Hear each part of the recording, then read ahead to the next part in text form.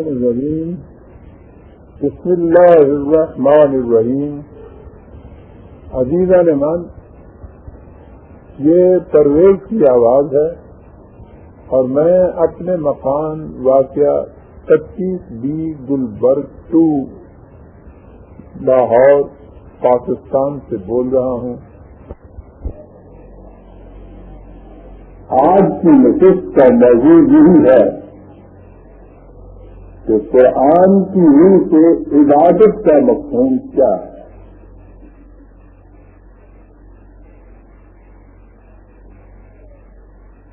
آپ دنیا میں کسی مذہب پر نگاہ ڈالیے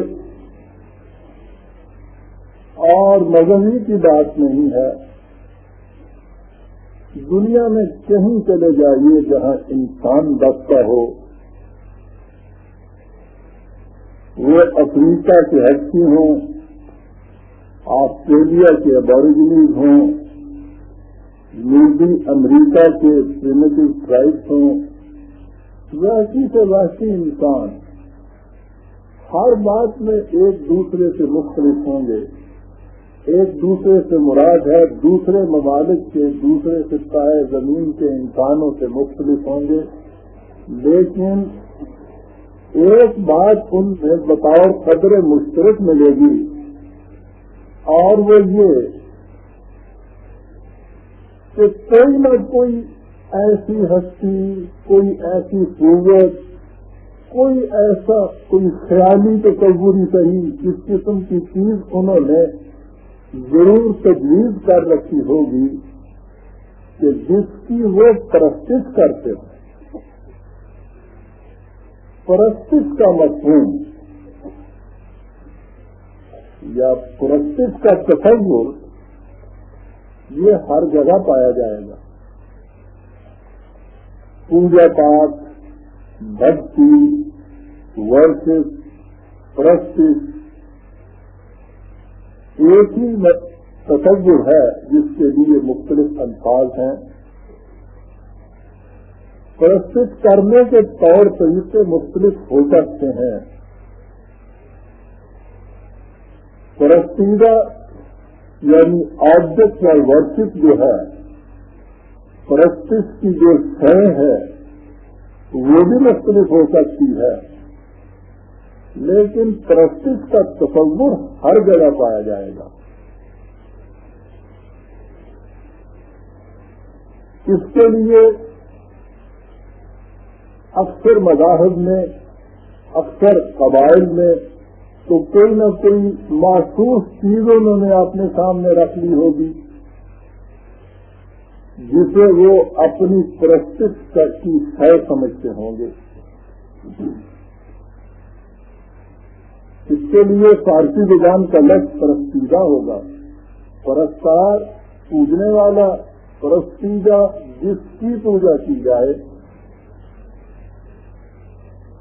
کوئی بت ہوگا، کسی حیوان کی شکل ہوگی، کوئی شے ایسی ہوگی کہ جس کی وہ پرستش کرے. لیکن پرستش کے اندر مفہوم یہ ہوگا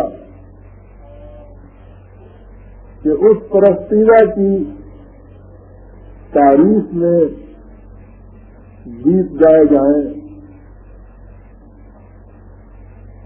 اس کی ستائش کی جائے، ڈنڈوت بجا لایا جائے، جھکا جائے، پھر نظر نیاز چڑھائی جائے، پھول چڑھائے جائیں، اپنی عقیدت کا اظہار کیا جائے. کم و بیش یہی چیزیں ملیں گی آپ کو پرستش کے اندر.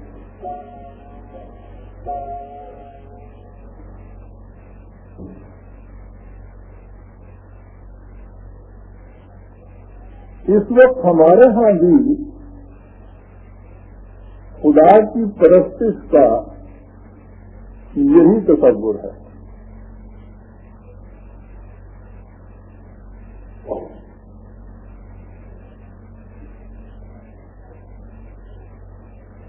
ہمارے ہاں خدا کا بت تو نہیں بنایا جاتا،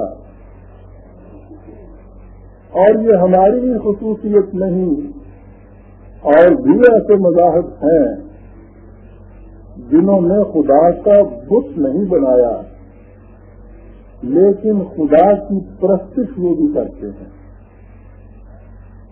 ہم بھی خدا کی پرستش کرتے ہیں، یعنی ہمارے ہاں جو کچھ مروجہ ہو رہا ہے اس میں خدا کی پرستش کی جاتی ہے.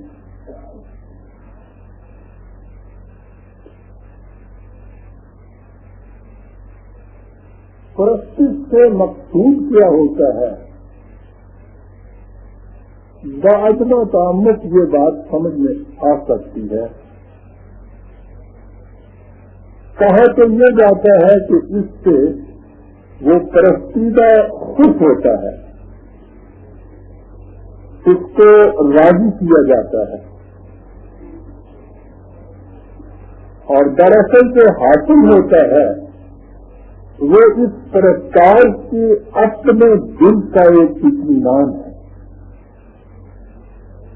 یہ کچھ کرنے کے بعد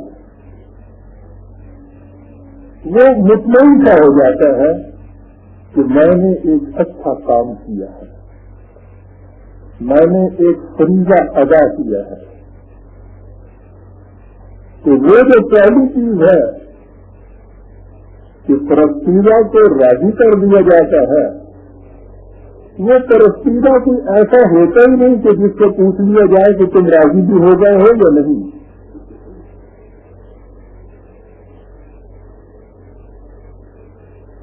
یا تو وہ بوٹوں کی قسم کے بے جان مجسمے ہوں گے، وہ بھی نہیں بتا سکیں گے کہ ہم راضی ہوئے ہیں یا نہیں، یا وہ خود اپنے ذہن کا ایک تصور ہوگا، وہ بھی یہ بات کر کے نہیں بتا دے گا کہ میں راضی ہو گیا ہوں یا نہیں. حتیٰ کہ خدا کا تصور بھی جس قسم کا ہمارے ذہنوں میں ہے اس کی بھی طرف کی جائے تو وہ خدا خود نہیں بتاتا کہ میں اس کو راضی ہو چکا ہوں یا نہیں راضی ہو گیا. لیکن یہ کچھ کرنے والا اپنے دل میں ایک اطمینان ضرور محسوس کرتا ہے کہ میں نے یہ چیز کر دی. تو پرستش کا مفہوم ہوتا ہے یا مقصود ہوتا ہے پرستش کرنے والے کے دل کا اپنا اطمینان.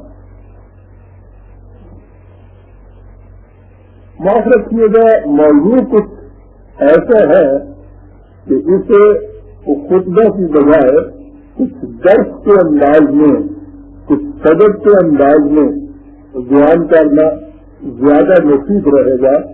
اس لیے میں نے یہ انداز آج اختیار کیا ہے، یہ زیادہ مفید رہتا ہے تاکہ ایک ہی مرتبہ بات سمجھ میں آ جائے. تو میں یہ کہہ رہا تھا کہ پرستش میں پرستش کرنے والا اپنا اطمینان حاصل کر دیتا ہے، اور یہی وجہ ہے کہ ایک شخص اگر خدا کی پرستش کر کے اطمینان حاصل کر دیتا ہے تو دوسرا کالی ماتا کی پرستش کر کے اپنا اطمینان حاصل کر لیتا ہے.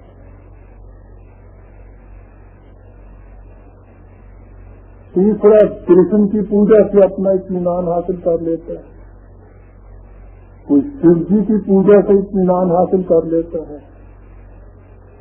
اور ان غیر مہذب قبائل میں تو جا کے دیکھیے انہیں یہ پتہ ہی نہیں، نام بھی نہیں انہوں نے رکھا ہوتا اس چیز کا کہ وہ کیا ہے. یہ نہیں کوئی بھونڈی سی شکل، کوئی ذرا اونچا سا ٹیلا، حتیٰ کہ کیچڑ کا درخت، کوئی طرح ہو وہ اس کے سامنے رکھ کے اپنے دل کا اطمینان حاصل کر لیتا ہے.